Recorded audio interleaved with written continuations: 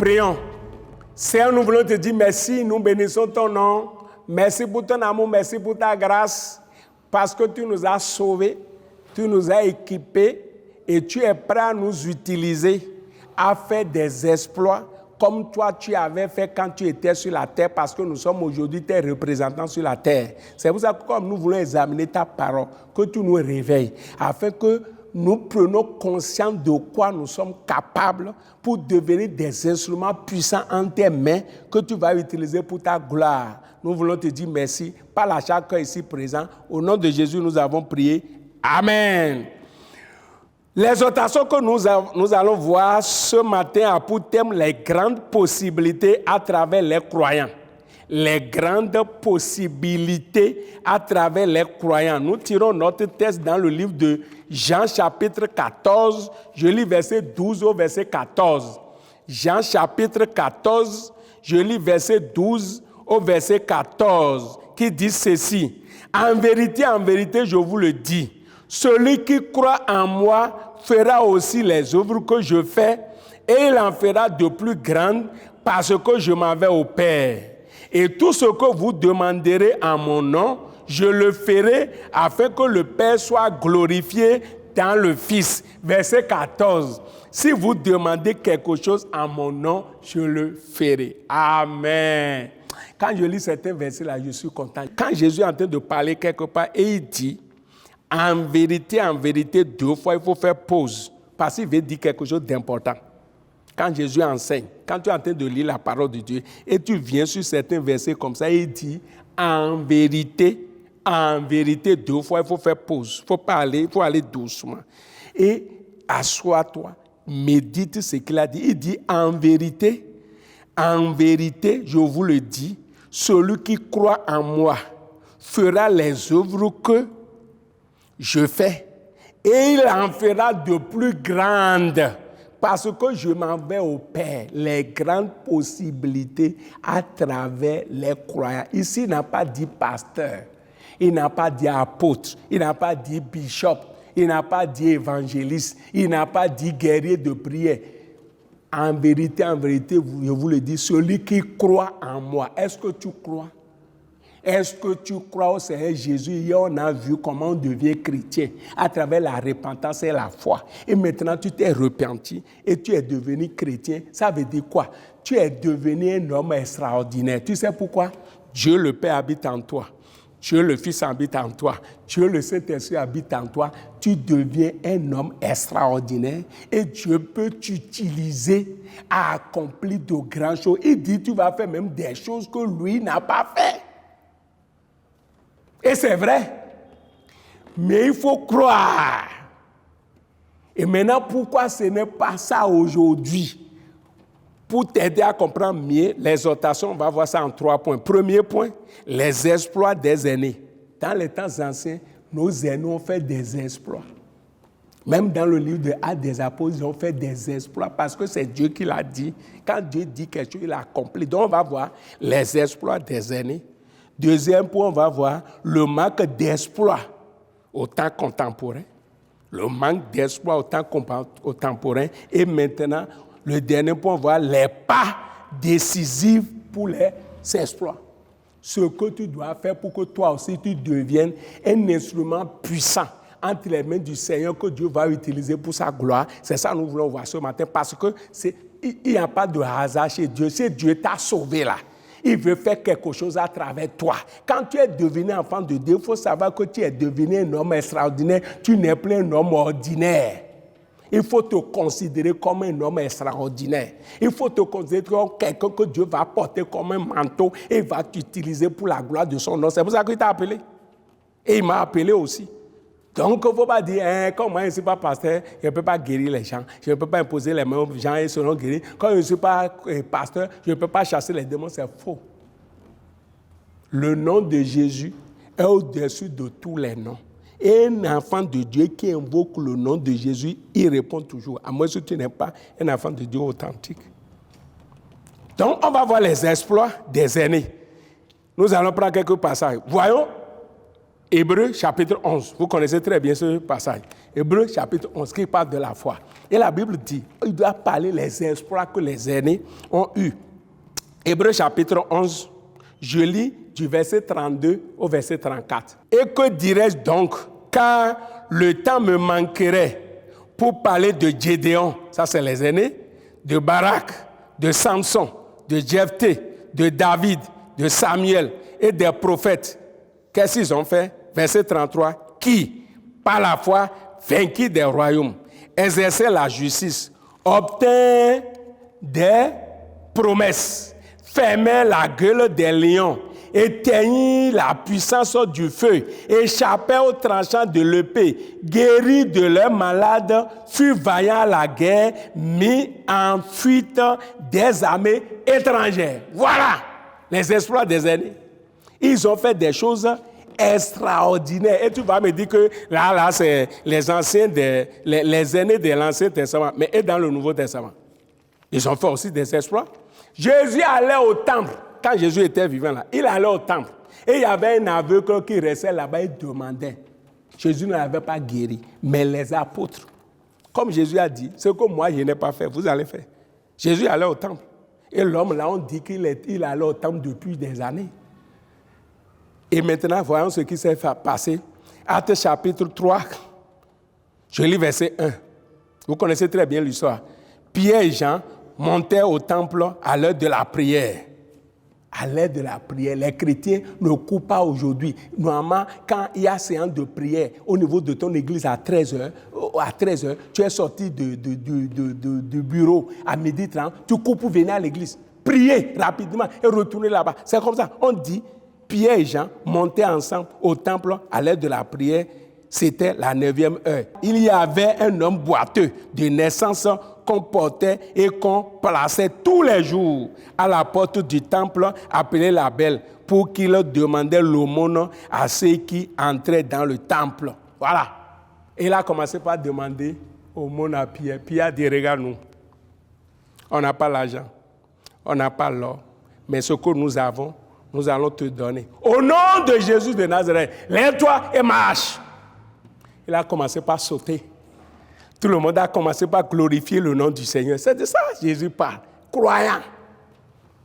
Croyants, les exploits à travers les croyants. Quand vous allez dans maintenant Actes chapitre 5, nous allons voir. Actes chapitre 5. Je l'ai parlé du verset 12. Actes 5, verset 12. On dit ceci. Beaucoup de miracles et de prodiges se faisaient au milieu du peuple par les mains des apôtres. Ils se tenaient tous ensemble au portique de Salomon et aucun des autres n'osait se joindre à eux, mais le peuple les louait hautement. Alléluia.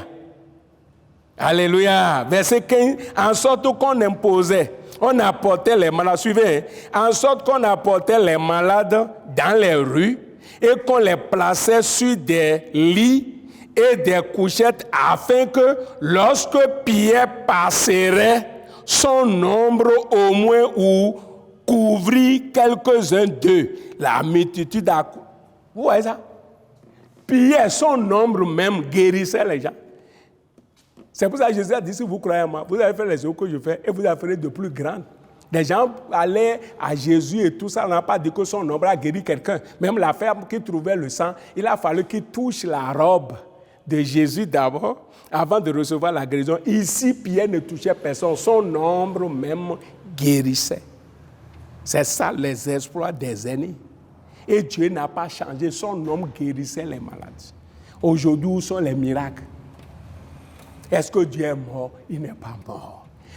C'est parce que nous ne faisons pas ce que nous devons faire pour que Dieu nous utilise puissamment. Ces gens-là qui faisaient ces choses-là étaient prêts à payer le prix. Aujourd'hui, les chrétiens ne sont pas prêts à payer le prix. C'est pour cela qu'il ne se fait pas, on ne voit plus ces miracles extraordinaires à travers les contemporains. C'est ça qui me conduit au deuxième point, le manque d'espoir au temps contemporain. Manque d'espoir au temps contemporain. Voyons, vous voulez faire des exploits, il y a des conditions à remplir. Il y a des conditions à remplir. Ce n'est pas que Dieu, la puissance de Dieu a diminué, non. La puissance de Dieu n'a pas diminué. Dieu est le même hier, aujourd'hui et éternellement. Nous avons un autre problème. Tu as dit quoi? Nous avons un autre problème. Regardez, ces apôtres-là, qui faisaient des miracles et des prodiges-là, ils n'étaient pas des gens ordinaires. Ils ont payé le prix. La Bible a dit qu'ils étaient chaque jour assidus au temple. Ici, ils allaient à l'heure de la prière. Dans Actes chapitre 3, là. L'heure de la prière. Est-ce que tu pries quand ton église organise un programme de prière? Est-ce que tu vas là-bas? Manque d'espoir au niveau des contemporains. Les raisons. Allons dans 2 Timothée chapitre 2. 2 Timothée chapitre 2. Pourquoi on ne voit plus des miracles extraordinaires comme ça? Mais Dieu est en train d'utiliser certains serviteurs de Dieu. Mais quelques-uns. Alors que c'est nous tous qui devons être utilisés. Vous voyez que si Dieu nous utilise puissamment, et Dieu fait accomplir des choses extraordinaires à travers nous, vous ne voyez pas que l'évangélisation du monde, là, il est rapidement. Vous ne voyez pas que les gens seront convertis rapidement. Si dans ta maison, dans ton bureau, là-bas, tu imposes les mains aux gens, quelqu'un est malade, dit, baisse la tête, je vais prier pour toi, tu as prié pour lui, il est guéri. Il va te suivre pour aller à l'église. Mais c'est de ça qu'il s'agit. Nous devons, tous les chrétiens, on doit se rendre disponible, remplir les conditions pour être utilisé. 2 Timothée, chapitre 2. Je l'ai parlé du verset 19. 2 Timothée 2, verset 19 à 21, qui dit ceci. Néanmoins, le solide fondement de Dieu reste debout avec ces paroles qui lui servent de sceau. Le Seigneur connaît ceux qui lui appartiennent et quiconque prononce le nom du Seigneur qui s'éloigne de l'iniquité. Quiconque prononce le nom du Seigneur doit s'éloigner de l'iniquité. Vous voyez, la prière d'un chrétien saint, rempli de la puissance de Dieu, c'est extraordinaire. C'est comme une bombe.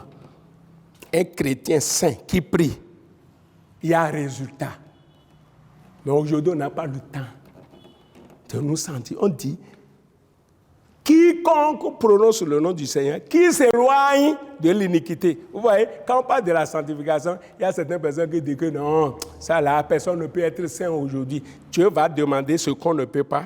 Dieu va te demander ce que tu ne peux pas faire. Et des fois, on pense que non, sanctification là, c'est telle église. Sanctification là, c'est ceci. Non, mon ami. Quiconque prononce le nom du Seigneur, s'il veut voir le résultat, qui s'éloigne de l'iniquité. C'est ça qu'on a dit. Quiconque prononce le nom du Seigneur, qui s'éloigne de l'iniquité. Et on dit, verset 20, dans une grande maison, il n'y a pas seulement des vases d'or et d'argent, mais il y a aussi des vases de terre. Les uns sont des vases d'honneur et les autres sont d'un usage vil. Verset 21 maintenant. Si quelqu'un se conserve pur, s'éloigne de l'iniquité encore venue, la sainteté est encore venue, la vie de justice est encore venue. Il dit ici, si quelqu'un se conserve pur, en abstenant de ces choses, il sera un vase d'honneur, sanctifié, utile à son maître, propre à toute bonne œuvre. C'est ça qui manque aujourd'hui. C'est pour ça qu'il n'y a pas beaucoup de miracles. On pense que le miracle, c'est pour les pasteurs, c'est pour les gens spéciaux. Jésus a dit, voici les miracles qui accompagneront ceux qui auront cru. Tu as cru ou non? On n'a pas dit, voici les miracles qui accompagneront les pasteurs, les évangélistes. Voici les miracles qui accompagneront ceux qui auront cru. Et dans Jean, il a dit, en vérité, je vous le dis, celui qui croit en moi fera les œuvres que je fais, il en fera de plus grandes. Donc, éloigne-toi de l'iniquité, mets une vie de sainteté, et Dieu va faire des exploits à travers toi. Autre problème, c'est le doute. Si je prie pour lui, il n'est pas guéri. Quel est ton problème dedans?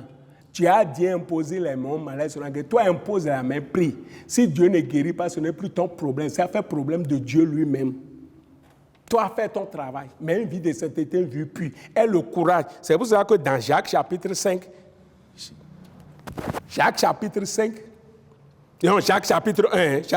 1, verset 5 à 3 nous a montré que c'est à cause de doute que nous ne voyons pas des miracles. Que si nous demandons à Dieu, il ne faut pas avoir de doute. Le problème, c'est ça, on a peur. Et si je prie et rien ne se passe, fais non, fais. Les grands serviteurs de Dieu, quand tu écoutes leur histoire là, ils avaient peur d'abord. Les gens qui font miracle et croisade d'aujourd'hui, il y a des miracles qui se produisent là. Le jour où ils ont fait leur premier miracle, je connais l'histoire de Pasteur Koumoui, je connais l'histoire de Dr Nyonguicho. Quand il voulait commencer son ministère, là, le jour où il a fait croiser, il a dit aux malades de venir. Et les gens sont venus et tout ça. Là. Il avait peur de prier pour les gens. Il dit, mais c'est quelle histoire ça? Mais, vous voyez, être courageux là, ce n'est pas que tu n'as pas peur. C'est malgré la peur, tu avances. C'est ça le courage.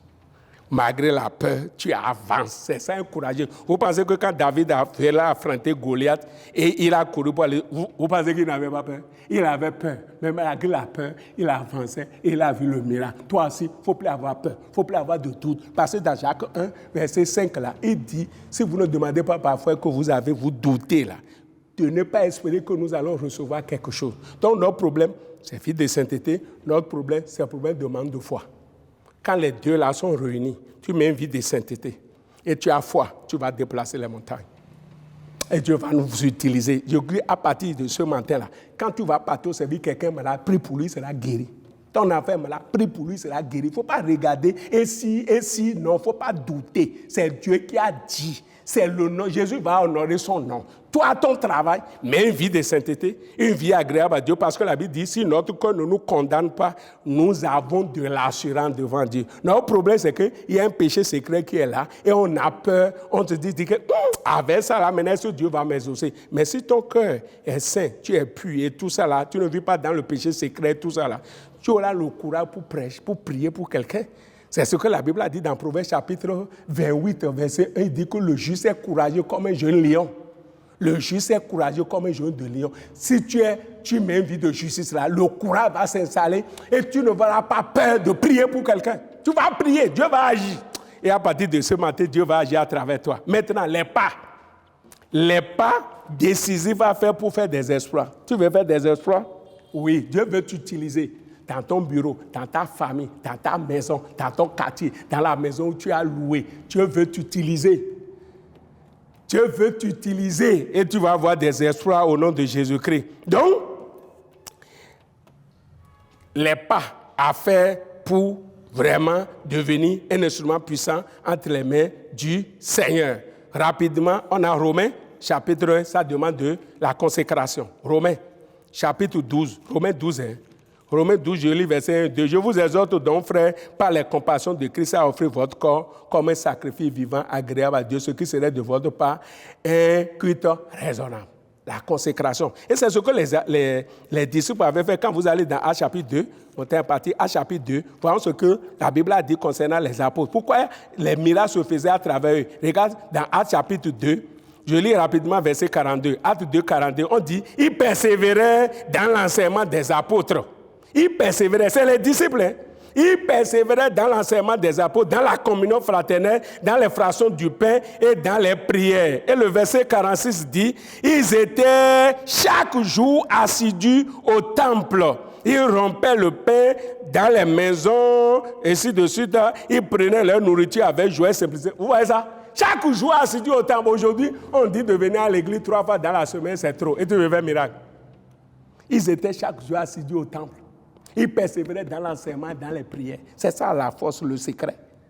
C'est ça le secret. Autre chose que je vais souligner ici, Actes chapitre 14, si vous commencez par faire comme ça, ce que je dis là, c'est-à-dire vous êtes concentré, vous menez une vie agréable à Dieu, vous avez la foi, vous manifestez la foi, vous allez devenir un homme extraordinaire, les gens même vont en témoigner. Et c'est ce qui s'est passé dans Actes chapitre 14, et c'est ce qui va commencer par se passer avec toi. Actes chapitre 14, verset 8 à 13. Actes chapitre 14, verset 8 à 14. À l'Isra se tenait assis un homme impotent, des pieds boiteux de naissance et qui n'avait jamais marché. Il écoutait parler Paul. Et Paul, fixant les regards sur lui et voyant qu'il avait la foi pour être guéri, dit d'une voix haute, lève-toi, droit sur tes pieds. Et il se leva et d'un bond, il marcha. Verset 11. À la vue de ce que Paul avait fait, La foule éleva la voix et dit en langue lycaonienne, les dieux sous une forme humaine sont descendus vers nous. C'est ce que Dieu veut que nous soyons aujourd'hui. On soit des dieux pour les païens. C'est-à-dire, Dieu va faire. C'est-à-dire, ce qui s'est passé là, ils ont vu que c'est tellement extraordinaire. Ils ont dit, ça là, ce n'est pas des hommes. C'est des dieux qui ont pris la forme humaine pour venir vers nous. Et ils sont allés chercher des moutons, des bœufs pour sacrifier. Et c'est les apôtres qui les avaient arrêtés. C'est ce que Dieu veut que nous soyons aujourd'hui. La société aujourd'hui a besoin de gens comme ça. Que les gens nous voient comme des hommes extraordinaires. Des hommes. Et il faut être prêt à payer le prix. Et je crois, à travers cette exhortation, tu dois être prêt à payer le prix. Les anciens ont fait des miracles à travers le nom de Jésus. Nous aussi, nous pouvons le faire. Il suffit que nous nous mettons à l'écart. Nous mettons à l'écart, nous menons une vie agréable à Dieu, nous manifestons la foi et nous passons à l'action. Nous prions, Dieu va nous utiliser à accomplir de grandes choses, les grandes possibilités à travers les croyants. Ce n'est pas les pasteurs seulement, toi et moi, Dieu est prêt à nous utiliser. Lève-toi sur tes deux pieds si tu veux que vraiment Dieu t'utilise. Parle au Seigneur. Parle au Seigneur.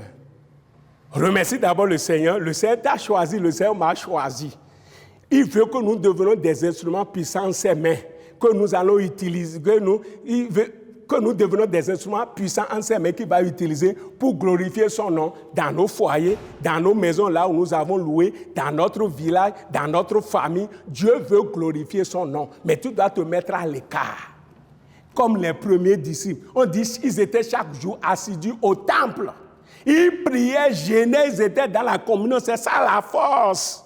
Dieu veut t'utiliser. Le nom de Dieu n'a pas changé. Est-ce que tu es prêt que le Seigneur t'utilise, mets-toi à part? On dit, la parole de Dieu à ça dit, quiconque prononce le nom du Seigneur qui s'éloigne de l'iniquité. Et c'est ça. Tu vas devenir un vase d'honneur, utile à Dieu. Combien de fois tu pries par jour? Est-ce que tu jeûnes? Est-ce que tu vis dans la sainteté, la justice, la pureté, l'obéissance à la parole de Dieu? C'est pour ça que Dieu ne t'utilise pas. Tu as le doute. Tu dis, et si j'ai pris maintenant et rien ne s'est passé? Dieu a dit, impose les mains aux gens. Toi, fais ce que tu dois faire. Dieu va faire ce qu'il va faire. Si tu ne vas pas imposer les mains, il ne va pas guérir. Pourquoi tu as peur? Tous les serviteurs de Dieu, quand tu racontes l'histoire là, le juif veut prier aux gens. Quand ils faisaient croisade, ils avaient peur. Mais malgré ça, ils ont fait Dieu a glorifié son nom. Maintenant, je te dis, commence par démontrer ta foi. Commence par démontrer ta foi. Quelqu'un est malade chez toi, prie. Toi-même, quand tu es malade là, impose toi-même la main et prie. Le miracle va commencer par toi-même. Ça va commencer dans la vie de ta femme. Ça va commencer dans la vie de tes enfants. Là, ça va te donner le courage. Maintenant, tu auras le courage pour imposer les mains aux autres. Ils seront guéris pour délivrer.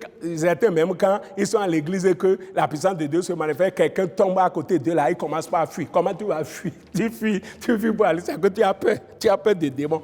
Tu prends autorité sur l'esprit là et tu le chasses. Et on continue. Tout le monde a le pouvoir. Jésus a dit, en vérité, je vous le dis, celui qui croit en moi fera les œuvres que j'ai faites et il en fera de plus grandes. Parce qu'il est là aussi, il est en train de prier pour toi. Toi, vas-y. Tu ne te rappelles pas quand Moïse devait avoir la victoire sur les Amalécites qui devaient faire la guerre là. Moïse est allé en haut, en train de prier. Josué est en bas, en train d'attaquer. Jésus est en haut, en train de prier, d'intercéder pour toi et moi. Sois courageux, impose les mains aux gens, chasse les démons. Dieu va opérer des miracles à travers toi. La prière de Jésus va marcher. C'est pour ça qu'il a dit que quand tu crois en lui, là, tu vas faire ce que lui n'a pas pu faire. Et Pierre, ces hommes-là, guérissaient les gens. Tu n'as pas vu les apôtres, on a dit que non, c'est des dieux qui ont pris des formes humaines et sont descendus vers nous. Dieu veut voir ça aujourd'hui. Les gens doivent témoigner que, ces gens-là, c'est des dieux qui nous ont visités. Est-ce que tu veux être puissamment utilisé par Dieu? Je vais prier pour toi. Je vais prier pour toi. Tu veux devenir un instrument puissant entre les mains du Seigneur, ferme les yeux, je vais prier pour toi. Mais quand tu vis dans n'importe quel péché, tu dois te repentir. Tu dois t'éloigner de l'iniquité, mener une vie sainte, une vie agréable à Dieu, et Dieu va t'utiliser puissamment. Sois courageux. Au nom de Jésus, nous avons prié. Seigneur, nous voulons te dire merci, nous bénissons ton nom pour cette grande promesse. Tu as dit que celui qui croit en moi fera les œuvres que j'ai faites, il en fera de plus grand parce que je m'avais au Père. Père, nous croyons en cette parole. Et qu'à partir de ce matin, quand nous allons quitter ici, Tu vas nous utiliser puissamment pour la gloire de ton nom au nom de Jésus. Tu vas nous utiliser pour guérir les malades. Tu vas nous utiliser pour délivrer les opprimés. Tu vas nous délivrer pour faire descendre ta main sur la vie des gens pour la transformation. Père, nous prions que cela soit ainsi au nom de Jésus. Que tout doute, toute peur soit ôtée dans nos vies au nom de Jésus-Christ et que toute incrédulité soit déracinée à partir de maintenant. Remplis-nous de la foi, remplis-nous de la puissance du Saint-Esprit, remplis-nous de courage et commence à faire des exploits à travers nous. Nous voulons te dire merci. Au nom de Jésus, nous avons prié. Amen. Va faire des exploits pour la gloire du Seigneur.